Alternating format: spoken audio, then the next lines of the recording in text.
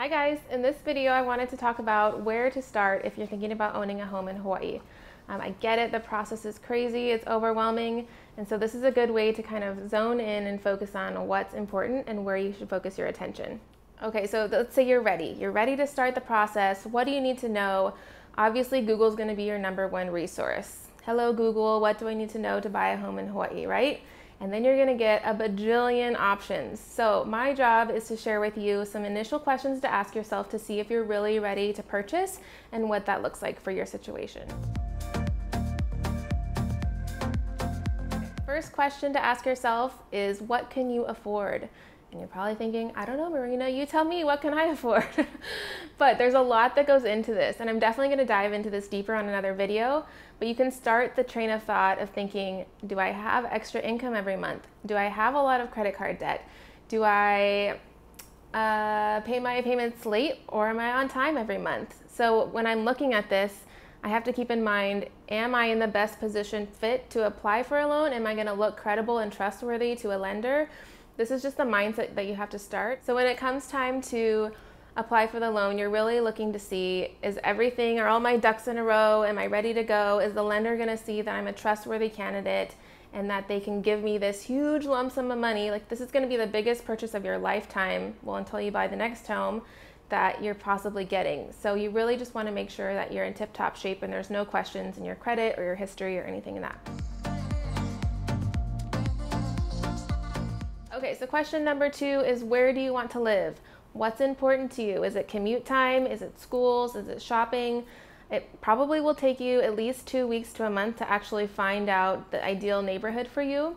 And I advise you start in advance. Do your Google research, but also come back to the coffee shops, talk to locals, ask them what they like and dislike about neighborhoods.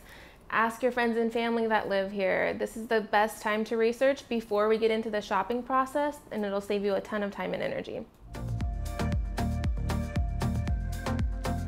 Question #3 is, what do you want to live in? And you're thinking, well, I want a house. Well, let me tell you, there's a lot of different houses.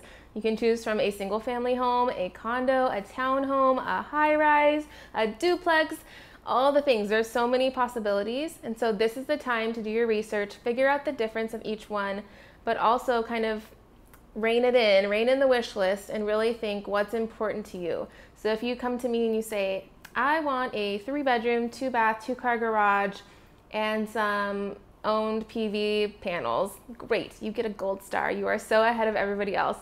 But for the majority, we have this general broad sense of what we want, but then when it comes down to time to search, you really don't know. You're kind of open to a lot, but it's just because you don't know enough about each thing. So now is the time to research, really figure out, how many kids do you want to have? Like, if you don't have kids yet, that's something to think about. How many bedrooms are you going to need in the future? Do you like to work from home? Are you forced to work from home? With COVID, we're all working from home. Do you need a designated office space? Do you need extra square footage?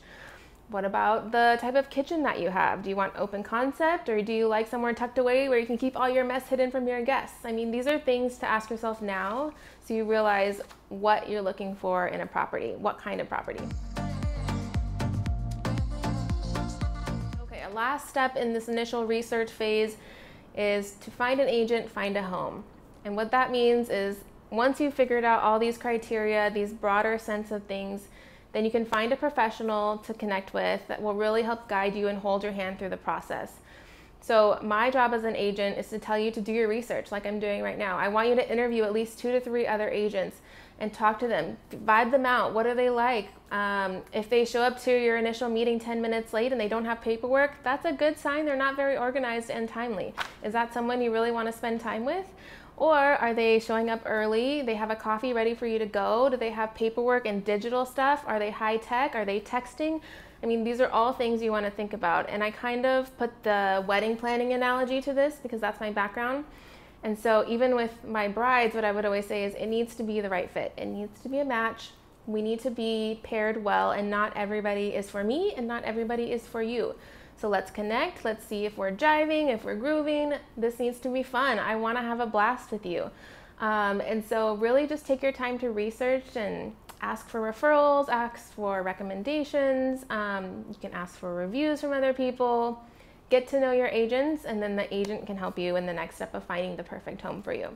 Okay, so if you stuck around this far, it's likely you're very interested in finding out more about how to own a home in Hawaii, how to start that home buying process, and I'm excited to tell you there's more. So in the next video, I'm gonna go deeper into it. There's more questions to ask yourself and really figure out what the perfect wish list is, determining whether it's a need or a want and what your budget can allow.